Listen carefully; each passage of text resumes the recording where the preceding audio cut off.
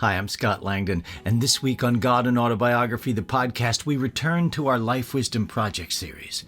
For this episode, Jerry welcomes as his special guest his partner in both philosophy and marriage, Dr. Abigail Rosenthal. We always love having Abigail on the program, and this time she and Jerry discuss episode 24. God shares the story of Abraham and its true significance. The story of God and Abraham and Isaac is a difficult one. But if we probe the true significance of the story and examine our own lives through the lens of obedience to love, we might find some life wisdom to take away. This conversation between Jerry and Abigail does just that. Find God and Autobiography, the podcast, wherever you get your podcasts. I hope you enjoy the episode. Well, I'm pleased today to have as my partner in this Life Wisdom episode my actual wife and philosophical partner. Abigail Rosenthal is her maiden name, and she's the author of a remarkable book just coming out now, Confessions of a Young Philosopher, using confessions in the same sense that Augustine and Rousseau use it. It's an account of one's life journey and search, you might say, for wisdom or whatever one is searching for in the profoundest reaches of one's life. And very happy to have that appear on Amazon.com already today. Here we're looking at this remarkable part of the Old Testament, as those of us raised Christian call it, of God and Abraham. And I found the very opening that God is explaining interesting in terms of implications for daily life. He says God says most people do not listen. They pay no attention because they don't want to. They're enjoying pleasures and using pain as an excuse for not paying attention. And what's remarkable about Abraham, God says, is when I whispered to him, he responded immediately. And I guess when I generalize that lesson, there are two lessons here. One is pay attention. And I take that, of course, in primarily or ultimately to pay attention to God. God is our witness and our partner. But pay attention to one's situation, to one's duties, to the people around you, people who may be in need. And don't just ride roughshod over them, for example. Pay attention to your situation and what you need to do. And don't ignore it because you're off pursuing your own interest. And don't use things as an excuse for not paying attention. And then the corollary of that is that God says Abraham responded immediately. And that's what we need to do when we see, this is what I'm supposed to do in this situation. Then do it. Don't say, eventually I'll get around to that, or I'll put it on my, what do they call it now, a bucket list, some long-term to-do list, to-do list. Yeah. But anyway, did that strike you in a similar way? I hadn't thought of that. I'd gone immediately to the absolute dimension, the God dimension. Yes. But I certainly agree about the promptitude, the urgency of doing the best you can do where you have a range of options in a testing situation. I fought to get a certain extremely pedagogically detrimental version of the Brooklyn College curriculum defeated with allies in that fight. And I noticed that often when we had to deal with some higher official who had some power over the situation, my allies would tend to bring up concerns that were their own and perhaps legitimate, but very secondary or tertiary to the few precious minutes where we had the attention of a person who could make a difference in our primary quest. So that funny distractedness from the main event is a feature of people. What you have from God is that they want their pleasures or their pains are an excuse not to pay attention to the main line of the action. Pleasures and pains, self-pity or self-enjoyment, when I guess we're in a drama in life whether we think there's a God who sees us or just we see ourselves, or however we visualize the watchers of our drama, it's obvious that you've got to be on cue. They don't give you a second chance when the play is going on, and you have to say your lines at the right moment. There's only one right moment. So I certainly see the point of what you are getting from God. That has to do with knowing how to act. You're a consequential actor, whether it makes a little difference, a big difference, or to the best of your understanding, no difference, but you still have to act as if it makes a difference. How do you know what is the size of the difference it makes? So yeah, I certainly see the point there.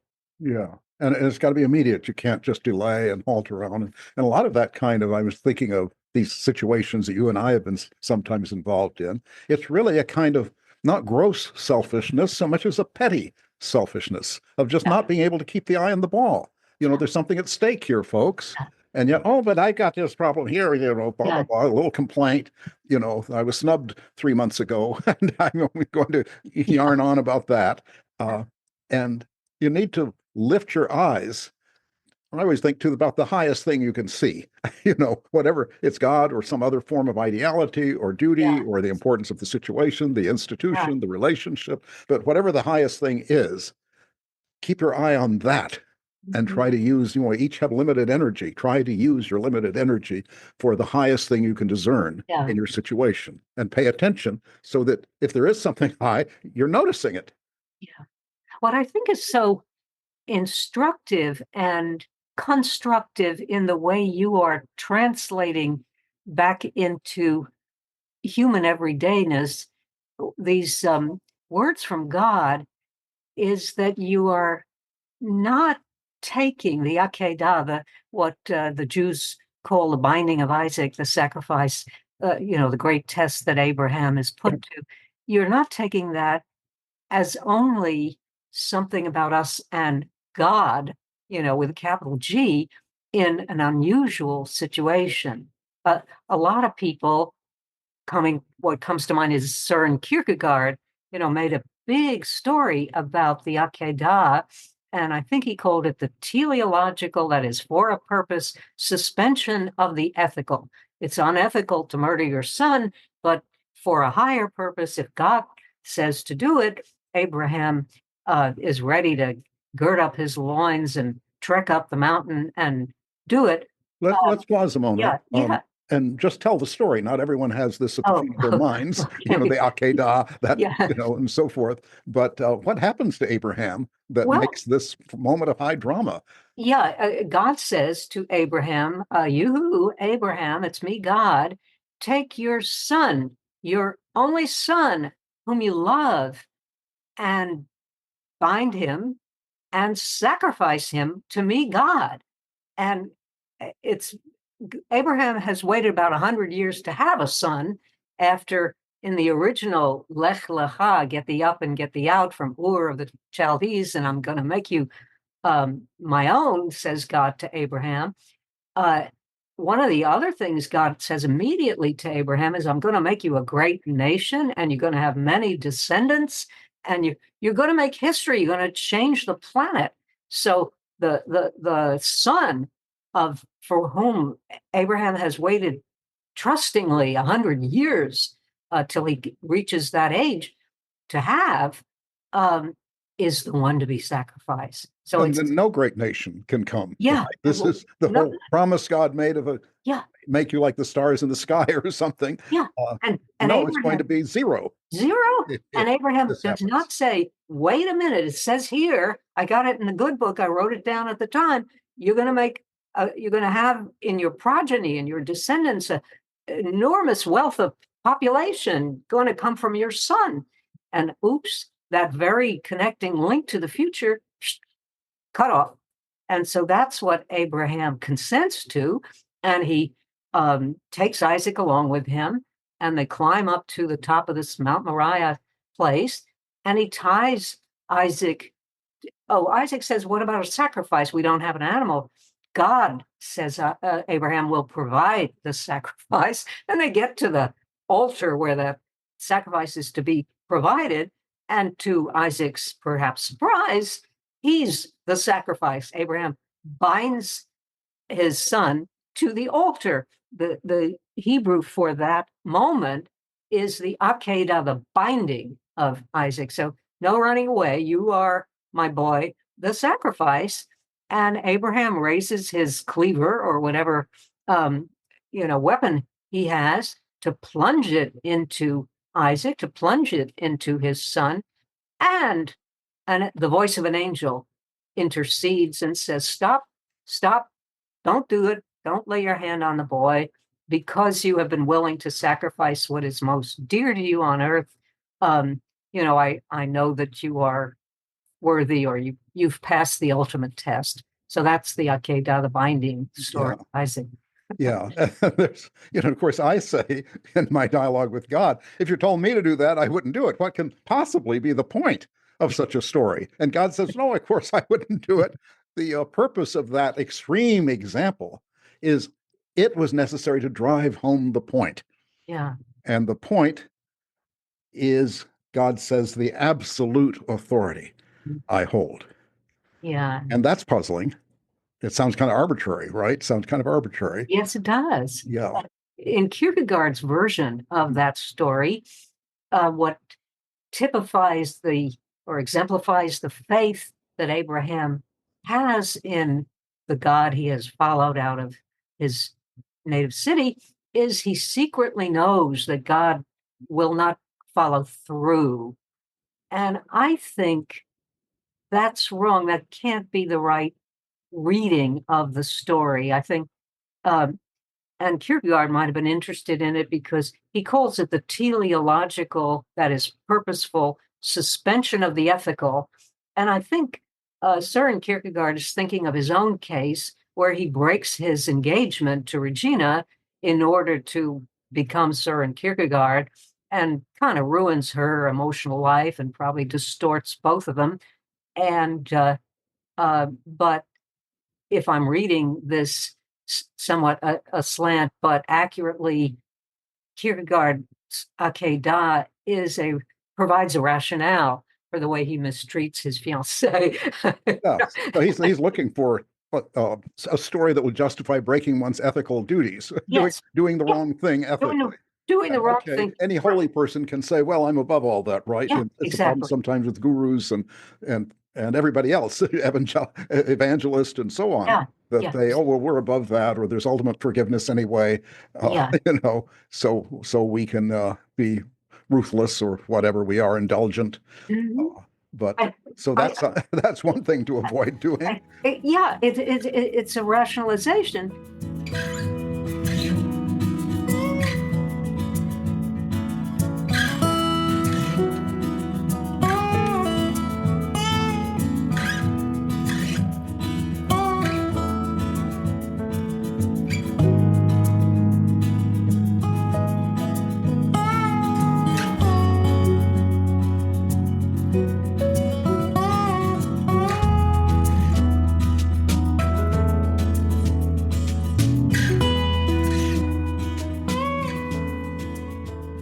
If I try to get in the mind of Abraham or any analogous situation I've been in, and I guess for me, the analogous situation, oddly enough, was my sense that I had fallen hopelessly in love with you, darling. And why would that be analogous to, hey, go sacrifice your son? Well, the thing was, I had a good situation in life. I was a professor of philosophy at Brooklyn College. I had a studio apartment in the best neighborhood in Manhattan, where I, as it happens, grown up, and I was paying old rent, and I was near all the museums and tea houses I needed to be near, and I didn't need to fall in love. My life was okay. It was in balance for once. And all of a sudden, into my life comes something that had a binding Akedah-like, impact. And it wasn't that I thought, as actually happened, I would have to give up all the things I've just described for us to make life together. I didn't think about, the um, ABCs of the situation, the particulars of what we'd have to work out to be together. I just thought, I need to be above this so that I can look at it dispassionately. And I used a certain technique that is used sometimes in phenomenology, where you sort of just contemplate something, suspending its real life consequences. I thought, let me look at this dispassionately. And all of a sudden, dispassionate looking was over. I understood, oh, I'm over my head. And at that point, of course, I'm a free being, as we are, I guess. And, unless we've done something so consequential that we're in the grip of that. But normally we have choices, even when something overwhelming happens. I certainly had a choice, but I understood the situation, no matter what the consequences. This is kind of an ultimate summons, and I I cannot take myself seriously unless I understand that this is serious. So, Yeah. that's as close, even though everybody would say, hey, this is good news, this is a joyous situation. No, No, it's no, no, nothing it's like not. that. It's not that simple. No, It's I not. think that's a very precise analogy to the. I hadn't thought of anything like that, but as I was pondering the language here, what God says is needed is for the spiritual. It's needed not because God has weirdo commands and He's got to say jump 3 feet, we jump 3 feet. It's not something stupid like that, but it's the spiritual development of the world. This is God speaking. The spiritual development of the world requires absolute obedience, total yielding. And he goes on, it's a matter of principle. Anything held back, even for the best of reasons, is a sacrilege, a defiant act. You're going to get, and that's a really kind of a spiritual vision, and I think falling in love is also a kind of spiritual act. You're you're drawn by spirit to well, what God wants you to do. Okay, God, we're partners. We're going along. We're singing a harmony together. And so, okay, this is what it's needed. Then we'll figure out the details later. We'll let the situation unfold. And Yeah, just being true to what seems like the draw, the yeah. valid draw. It seems like, there was only one countervailing possibility, and that's I've gone nuts. Maybe I was nuts. Sometimes you can feel an overwhelming call, or we know such cases, and you're nuts. That's why it overwhelms you, because your sanity is gone. I didn't think I was nuts. Right. I guess I could have been wrong, but so far as I could tell, I was normal. Well, I had that when I followed the God voice. Mhm. I thought this is weird, and nothing could be easier to be mistaken about. Well, falling in love would it be the other thing easy to be mistaken Oh, about? People get swept away, they're infatuations. It's a well-known phenomenon. And yet when love comes your way, there it is. And the God voice came my way, and and it was seemed pretty clear I was not crazy. I was the same person I'd been before that, right? I was just, if I was sane before, maybe I was a little quirky always, but if I was sane before, I was still sane. And you must yeah. have had something like that. It didn't seem as though you'd suddenly become a bizarro person. No, but one can be wrong. For Yes. some reason, the image of my lost friend John Armstrong comes to my mind just now. He was a friend from my Fulbright year in Paris, and John he was an American boy of Scots ancestry, and he wanted to prove his own mettle. And so he thought one way to test his character, do I really believe what I think I believe, or do I have to sacrifice my values to get through? He wanted to go with two other boys. He kind of talked them into it on a trip from Egypt to the Cape of Africa. All the way down the Oh, continent. yeah, down the continent. And he wanted me to introduce him to Richard Wright, the writer in exile in Paris, who knew something of Africa, and for advice. And I arranged that. And Wright told John not to go. He said they'll never get past Egypt. John wrote his mother, tell me anything, but don't tell me not to go. And I've always And I didn't tell John not to go because I sympathized. I identified, I empathized with my friend. But somebody should have, well, Wright did tell him not to go. Anyway, there are cases, and that's the one that right now comes to mind, where you can feel an overwhelming need to do something, X, whatever that is, and apparently you're wrong. So there's an uncertainty here, which I think is unalienable from these tests, these spiritual tests. By the world's standards, you can't quite be sure. Well, what you can do, and I think your friends did this for you, and I handled this question in a different way, and maybe failed to do it a bit, except for Richard Wright with John Armstrong, is they can point out the hazards. I think your friends did that. They point out the hazards. Look, you've got it good. You can have an affair. You can keep your professorship in your apartment in Manhattan. With you, my colleagues. I went to the people I knew in sociology department and psychology department. I thought, let me take a survey of the wise heads in my immediate environment. And they all said, no, this, you'll recover. This is madness. Enjoy it, but stay planted in your good job and your good apartment. And in fact, we lived in two different cities. And in fact, you came, we could have had a weekend affair kind of thing with Amtrak between back and forth, but you made the decision right away, not very much like the guidance here, not to hold back. I noticed it. I didn't have to talk you into living with me in Washington, D.C., where I was. Yeah. You did not relish that. It's not a great city like New York, but you were willing to do that and, jump in with all 4 feet, you might say. Exactly. And I don't think you were reckless. You were never reckless. And I think of my following the God voice. If anybody told me I was crazy, I would have taken that seriously. I talked to some old friends about it, consulted some of the wisest people I knew. I'm thinking of Leon Cass for one, Michael Novak, people who knew this aspect of life, this spiritual aspect. And they were very helpful. And nobody said you're crazy. They did say, whoa, that's interesting, But I felt when you told me what had happened, it's funny, but my feeling was, now at last you're normal. yeah. Isn't that funny? Well, it is funny and it isn't, because, I would have said I would have been the same way had I been in your position, and I would have, I would have been skeptical. Had I had any friends reporting this to me, I would have been completely skeptical. But and now I kind of understand you might say, the human animal rather differently.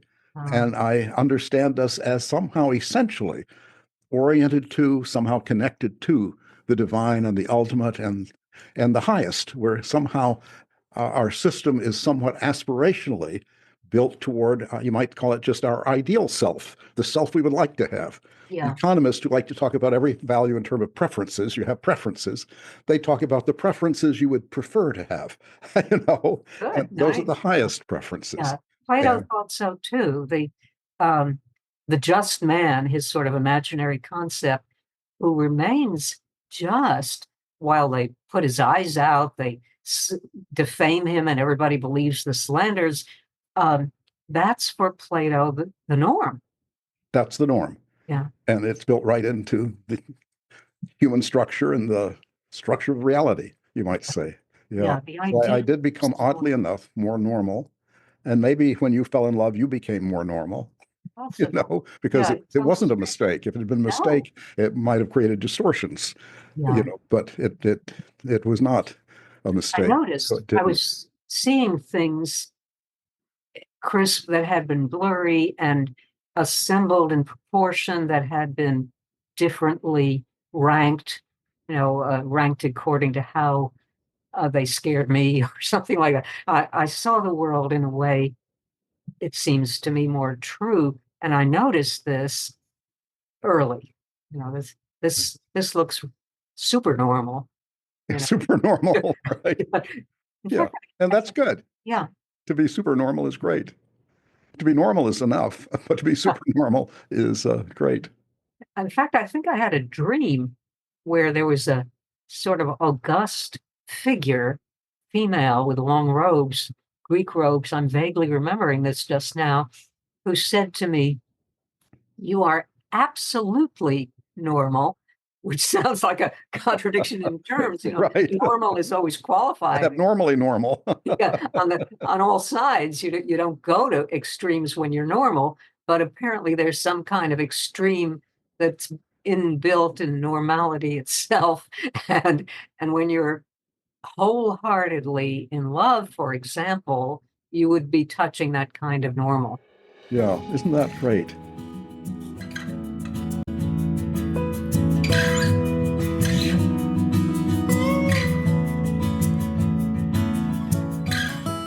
Thank you for listening to God and Autobiography, the podcast. Subscribe for free today wherever you listen to your podcasts and hear a new episode every week. You can hear the complete dramatic adaptation of God and Autobiography as Told to a Philosopher by Jerry L. Martin by beginning with episode 1 of our podcast and listening through its conclusion with episode 44.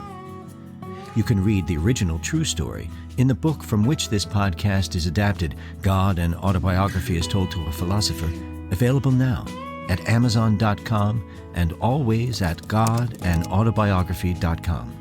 Pick up your own copy today. If you have any questions about this or any other episode, please email us at questions@godandautobiography.com and experience the world from God's perspective, as it was told to a philosopher. This is Scott Langdon. I'll see you next time.